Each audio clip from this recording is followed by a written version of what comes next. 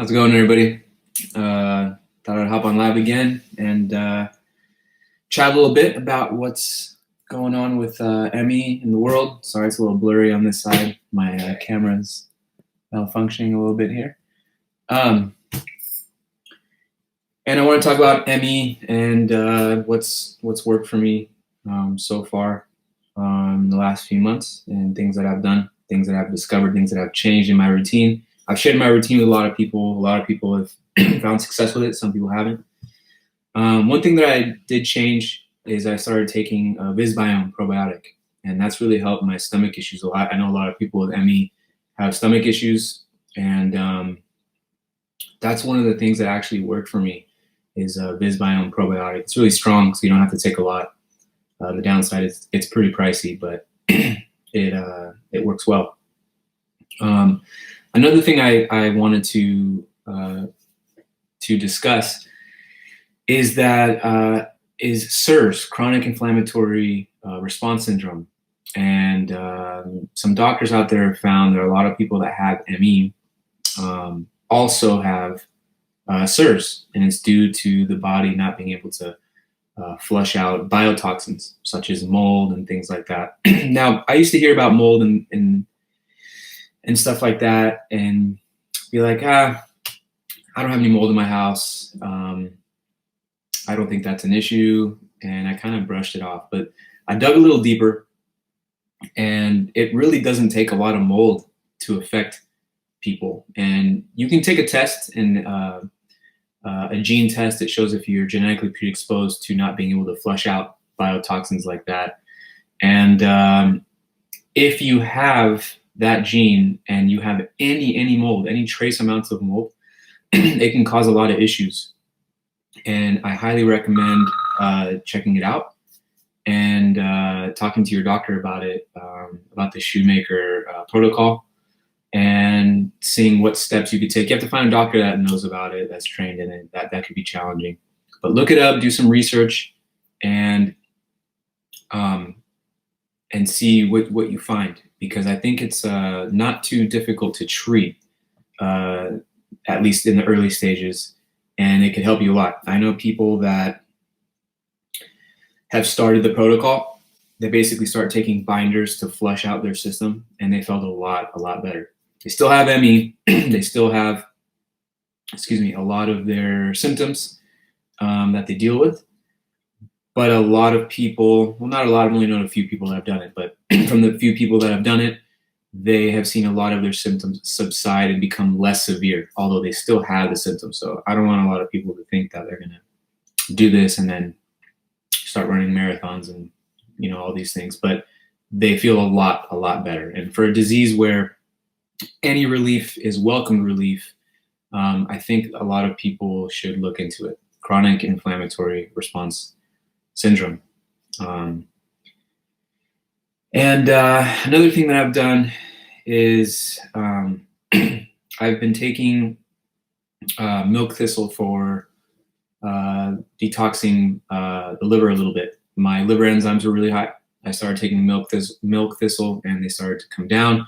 And I also helped just overall feeling better. That's something that has helped quite a bit. And fish oil. Fish oil has helped quite a bit.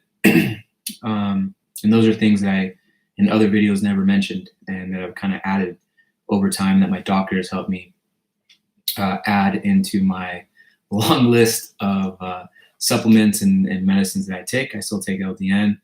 I still sometimes take medicine to help me sleep. Sleep, as all of you know, is super important. Not sleeping can really take a toll on us. And I still really do manage my heart rate, stay under that baseline. You probably see my Fitbit charging right there. That's what keeps track of my heart rate. I try to stay under about 125 beats per minute. I have found that that's where I see the most success from avoiding crashes and whatnot. I also wanted to do this video just to reach out and see how everybody is dealing with the coronavirus and having ME, and how you guys are doing, how you're coping with it. It's scary because you hop on the news and talk about how it affects the elderly, people with underlying conditions. A lot of people that have this don't do well with infections and viruses, and a lot of people are elderly and have this. So I just kind of wanted to see how everybody's doing. Hope everyone's staying safe, social distancing, washing your hands, avoiding public areas, taking all the precautions that you can.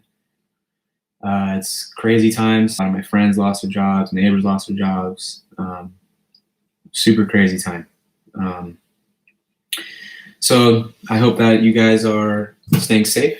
I hope that you guys are preparing for the long haul. I think this could last a while. And I hope that you guys are being even more careful than the general public. I'm going to look at some of the comments here. There's only a couple here. Heather, how you doing? Nice to be back. I have followed a lot of different diets. I never really stick to one for a really long period of time. I would say short to medium term. Right now, I'm mainly just doing no sugar, low carbs, and sticking to meat, similar to a paleo diet. And I try to go as organic as possible. I try to eat a lot of fruit and vegetables as much as possible. I don't think there's necessarily a diet that specifically works for ME. Some people might disagree, but I think just eating as healthy as you can generally just makes you feel better whether you had ME or not. And I think that really does help. Sugar is what seems to really get me. I'm curious if it affects you or anyone else. But sugar, if I consume too much sugar, my glands swell up. They're almost visibly swollen when I have too much sugar. You could see like this area here. I pretty much lose my jawline when I eat too much sugar. It just kind of, my face puffs up from my glands.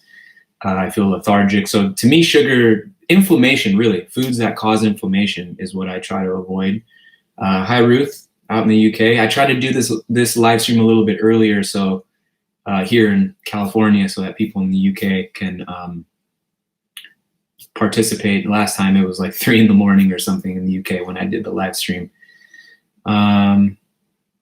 Yeah, carnivore diet. Yes, sugar. Yeah, sugar, it seems to be, so it looks like you've had the same experience. Sugar seems to just be really bad for us. I think it's bad for anybody, really. I think they're going to look back in 10, 15 years and be like, what were we doing putting sugar in literally everything we consume? I think it's a big problem. Yes, eating meat and avoiding a lot of bread. Here in California, or in the US in general, but in California, we eat a lot of burgers, we eat a lot of Mexican food. Mexican food has a lot of flour tortillas, corn tortillas, a lot of rice. It's a really carb-heavy diet that we have out here, and really high in sugar. And you look at our country, and we have this obesity problem, we have a diabetes problem, and it's, I'm not a doctor, but I believe a lot of it has to do with the amount of sugar and carbs that we eat. It's incredible how much junk food we eat in the US. And it's hard. It's really hard to find alternatives to eat healthy. I mean, and it's expensive in the US to eat healthy. It costs a lot, and it's hard to do. You have to almost become a borderline scientist to understand what it is you're eating, what you're consuming, reading the back of labels. I'm trying to think what else I've added since other videos that I did. I've added, I think that's it really. The milk thistle, the fish oil, different probiotics, much stronger probiotics in my diet. And I just really focus on resting, sleeping, and staying in my baseline. And not going above that, and avoid sugar like it's just poison. For you guys in the comments in the chat section, what are you guys doing during this whole coronavirus? I'm curious to see how you guys are handling it, what it's like in your area, what it's like in the UK right now. Here in the US, certain areas are starting to just completely shut down. They're becoming really strict. They're closing the beaches off. The scary part is supply chains are starting to be affected, and people that work in essential businesses like pharmacies and grocery stores, they are getting sick. And, if they get sick and truck drivers and essentials like that get sick, it's hard to get food and basic supplies. It's been an eye-opening experience. I've lived a pretty blessed life in a beautiful area in Southern California where everything that you need is hop, skip, and a jump away. And to have things shut off and things not functioning and everyone losing their job, it's been scary. It's been humbling, and I can't imagine what other parts of the world are going through at the moment. So it looks like Ruth, you stopped sugar and wheat and dairy. Looks like preservatives. That's a good point. Preservatives and additives is another poison that we should probably avoid at all costs. But what doesn't have that? It's really hard to eat healthy. At least here in the U.S., everything is just garbage. So it looks like the UK is also doing essentials only as well. It's tough here. I don't know how other countries are legislated, but here there's federal guidelines on what we're supposed to do, but then each state has separate guidelines, and then within that state there's counties and cities that have their own guidelines. So everyone's starting to run seamlessly now, but when the shutdowns first started, there was a lot of confusion because the state would put out what they expect people to be doing. The feds would put out what they expect people to be doing. And then the city would put out what they expect people to be doing. So they all seem to be falling in line now. But for a while, it was a little bit confusing. I would say the most stressful part is the job loss, the job losses. And here in the States, you lose your job, you lose your insurance. So you essentially, going to the hospital can cost, 20 grand. So that's where I think a lot of people are scared, which does bring me into something I didn't want to talk about. How do you guys deal with stress? How does it affect your body? How does it affect your ME? For me, stressful times, I flare up. I mean, a little bit of stress is fine, but I'm talking about like moments like now, the world's kind of changing rapidly. And it seems like the ME comes crashing down on you when that happens. I don't know if that's something that I'm dealing with more than others, but stress seems to really affect autoimmune diseases quite a bit, health in general. And it affects my sleep. And then, you don't sleep, and then it affects how your energy levels and the fatigue, and the brain fog and all those things. So stress for me really takes a toll on me. I'm also curious, in other parts of the world, how doctors view ME. I know in the UK, I've been pretty disappointed to hear how a lot of people's experience has been with doctors. More doctors here are starting to get it. You still have a lot of them that don't, but there are a lot of doctors that understand.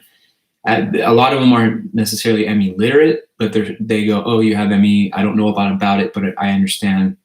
It's pretty serious condition to deal with, but I don't know anything about it." That's what I'm starting to see more and more.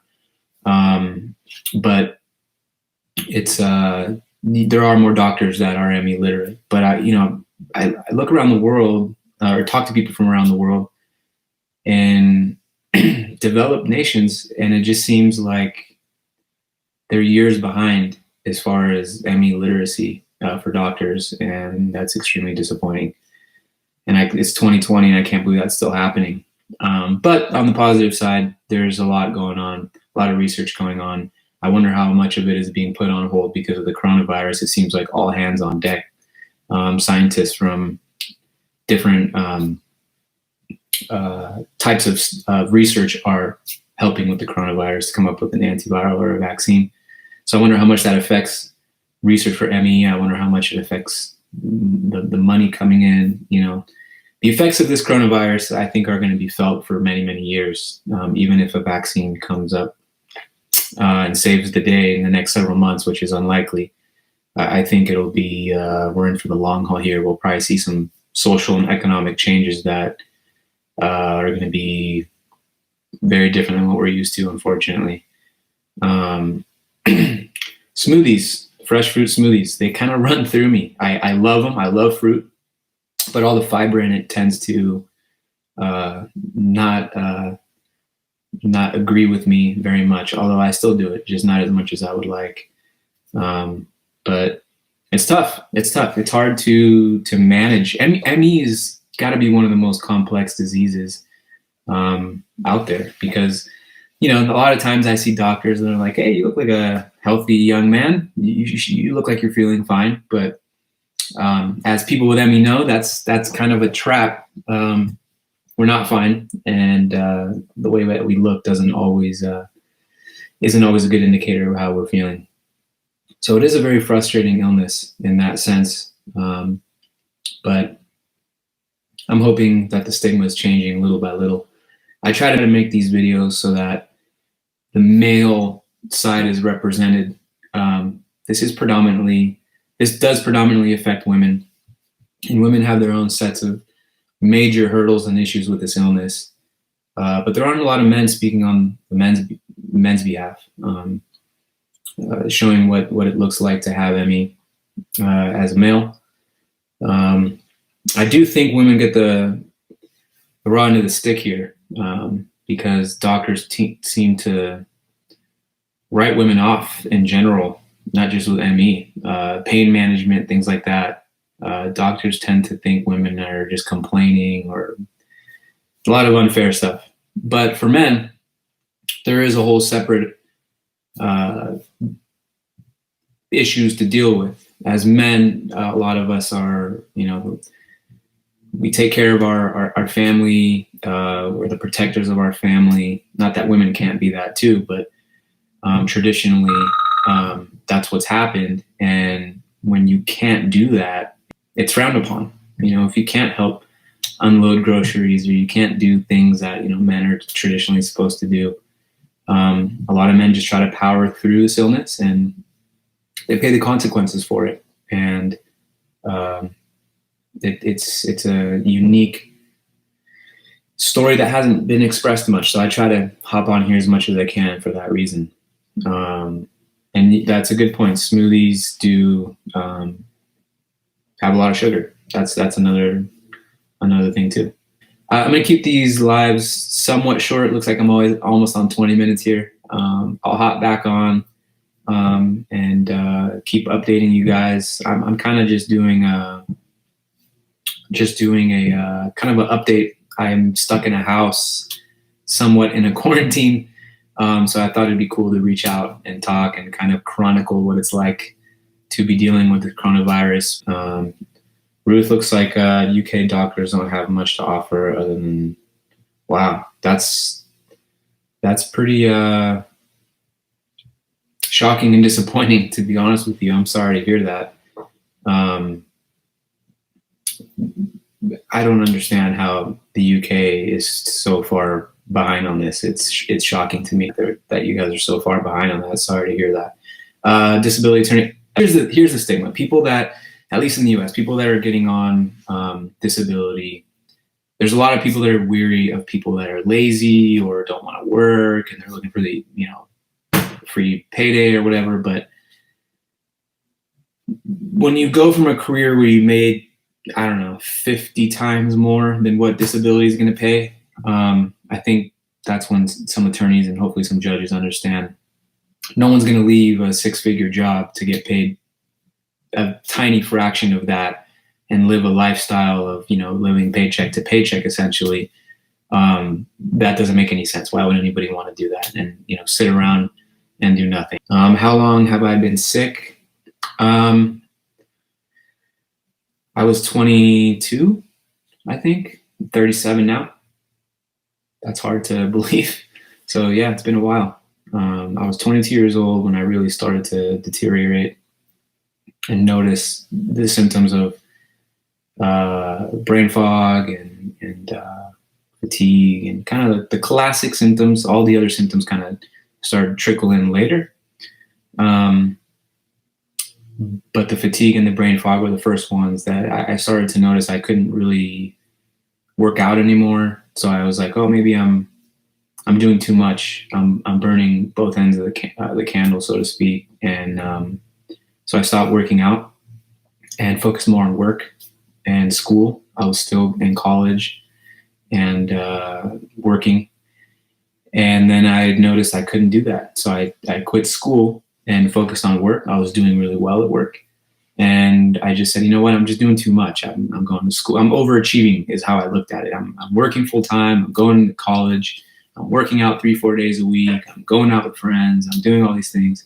So I stopped the social life. I stopped going to the gym. I stopped going to school. And then I just focused on work. And then I noticed I couldn't really do that very well. And that went on for a while. And until I got to the point where I couldn't even do that. And then, so it's hard to believe that I was basically a kid. I was 22 years old. Now I'm 37 and still dealing with this. I never in a million years thought there'd still be no major treatment. You know, when I was 22, I thought by 30, this will be figured out, you know, science and something will come out. And it hasn't happened. So I'm hoping by 40, you know, it's only a few years away. By 40, hopefully something's out there. I'm going to see if you guys have any other questions in the chat here. Ron looks like you've been sick since 2007.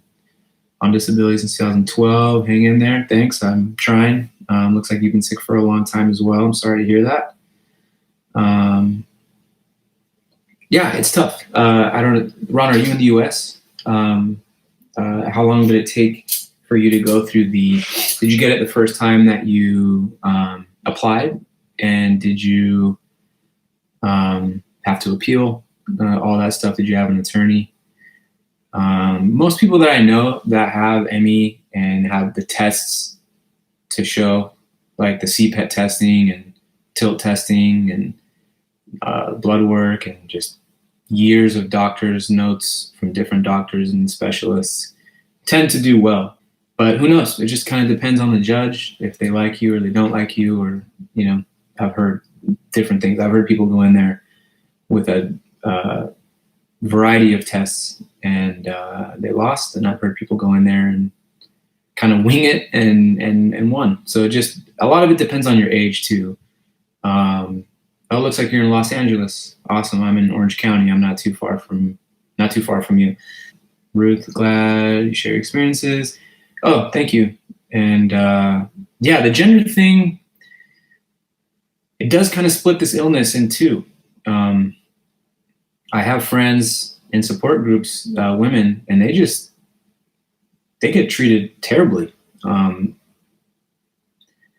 I don't get it. I don't get it. Like, some studies show that when a man goes in with pain issues from an injury or really anything, they get prescribed pain medication at a much higher rate than women. And I don't know why. Don't you think it'd be the other way around? Like, we should take care of our women more? You know, I don't understand what it is with this whole stigma of women complaining more and not being tough enough to, you know, stop being emotional about it and all these things. In my experience, honestly, women are tougher than men.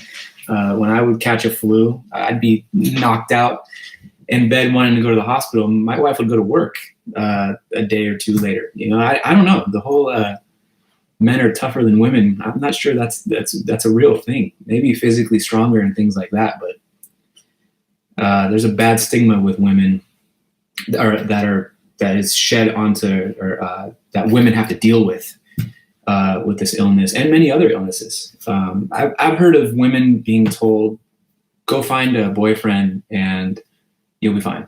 It's like, what? Like, can you imagine? I as a male, I can't imagine being told that. I'd probably, I don't even want to say what I would do, but I'd be pissed if I went in with a serious disabling illness and someone said, just go find a girlfriend, you'll be fine. Like, I don't like that women are treated that way.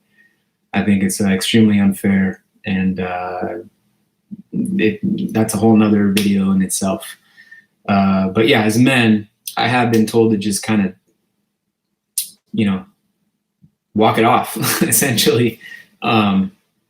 Be a man and just man up and deal with it. A lot of men have diseases and deal with it. Don't complain. Just, oh, you're tired, so too bad for you. Let me see. I'm going to read a little bit here. It sounds like our system, people get disability and some don't. Yeah. I mean, the disability system's broken here in the U.S. And Ron, looks like you had some good specialists. I have that as well. So I think I'm excuse me, I'm optimistic. And my doctors, I'm lucky, seem to like me and want me to do well. So they've kind of done everything they can to kind of guide me, help me, and support me. But I'm lucky though. A lot of people don't have that, and it sucks that the system's set up that way.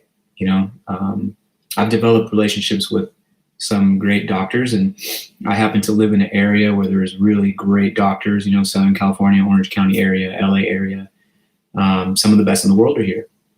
I have those resources. Most don't. And I shouldn't win the case because I have these connections or availability to these doctors. It should be anybody, but can't change that at the moment. Looks like in the UK you can't get specialized tests. Wow. Yeah, I don't get that. I don't understand how.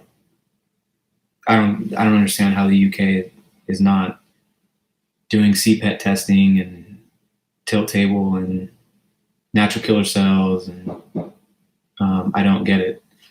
But I pray that changes. Yeah, that's frustrating. I really hope that changes. I hope doctors over there snap out of it. I don't know what they're doing.